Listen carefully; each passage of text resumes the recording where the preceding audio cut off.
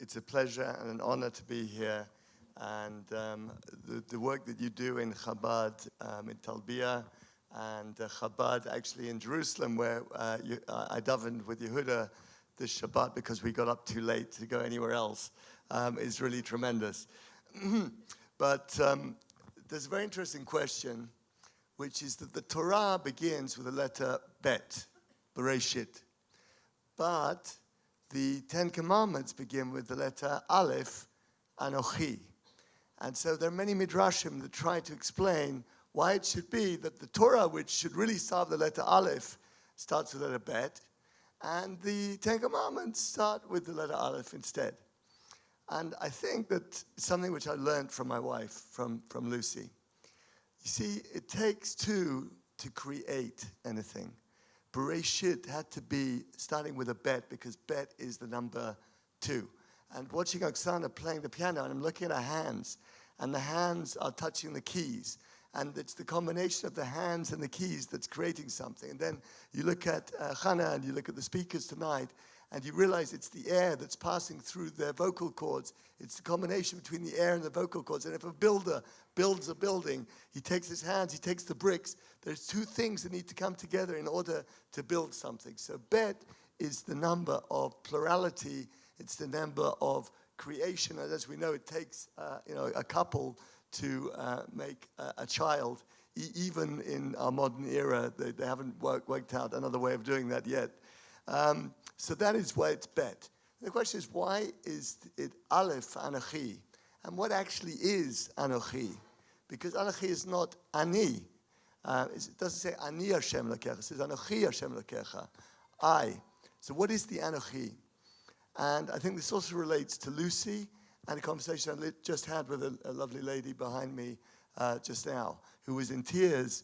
Unfortunately, I have this effect on people. I think they look at me and then they burst into tears. And I'm just wondering whether it's my face or what it is. Maybe the fact that I'm wearing jeans and I should be wearing a tie. Actually, talking about that, I was in the Foreign Office a couple of weeks ago with Eli Cohen, who is the foreign minister, and there was a group of Israelis there in the room, whatever, and he wanted a picture, so he stood here, and I stood here.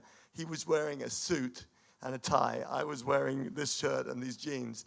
I said, isn't it odd that the Englishman is wearing the shirt and the jeans, and the Israeli is wearing the tie and the suit? Anyway, what is the Anochi? So I just want to tell you there's a beautiful idea. You know, everything in my life is sort of random, but completely min hashamayim. So I think that Lucy is up there pulling strings, and Maia and Rina too. I think it was Shabbat a couple of weeks ago, and there was a mitzvah of Oto v'Bano, a very obscure mitzvah, which is that if somebody if a Jew kills a cow, and you then kill the offspring of that cow on the same day, so you're going to basically get a Torah punishment of 39 makot, 39 lashes.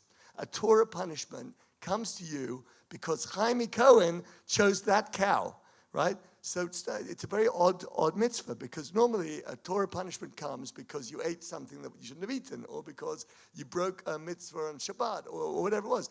But it's an absolute thing that anyone could do at any time, and it's not dependent on anyone else. So Rabbi Sorotskin, in his parish of Oznaim LaTorah, says it doesn't make sense. He says Chaim Cohen chose a random cow, could have been any cow, and you just happened to choose the offspring of that cow, and now you are going to get a Torah punishment of 39 lashes only because what he did. So he said, how can it be that the Torah, that God's punishment comes to you because of what he chose? And he says there's only one answer to that question, and this is a beautiful, beautiful answer.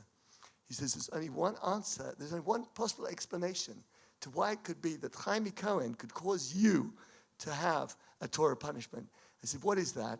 It's that basically the Jewish people have only got one soul, one nefesh. There's only one nefesh. There might be 15 million of us around the world with 15 million bodies, but there's only one soul. And all of us have the same soul. Maybe that soul actually also consists of all Jews who existed in the past, maybe 1 billion Jews in the previous 3,500 years.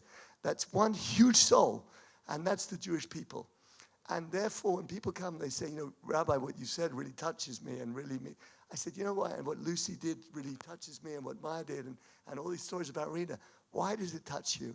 I tell you why it touches you, because your soul is their soul. It's my soul. We all have the same soul. So actually, that's why it touches you. That's why people cry, I think, when they see me, because they're crying for me, and and they're feeling my pain. I'm feeling your pain. We're all feeling their pain. It's like this massive sort of a nefesh, which is all together, and that is what we call the anochi. Anochi is that soul, that massive soul, which is combined of all the Jewish people all together. And one last thought on this, which is that sometimes people offer to do things Eloi Neshama of Lucy, Maia, and Rina. Rabbi Yeshua Shapira from Ramat Gan spoke at the shul, my shul, about a couple of weeks ago, and he had a beautiful thought, which I'd heard a few other places as well, but he put it very beautifully. He said, when you die b'Kiddush Hashem, he says, there's no Eloi Neshama. He said, you're absolutely at the Kisoy HaKavod. You're basically at the top level. They're sitting next to the throne of HaKadosh Baruch Hu.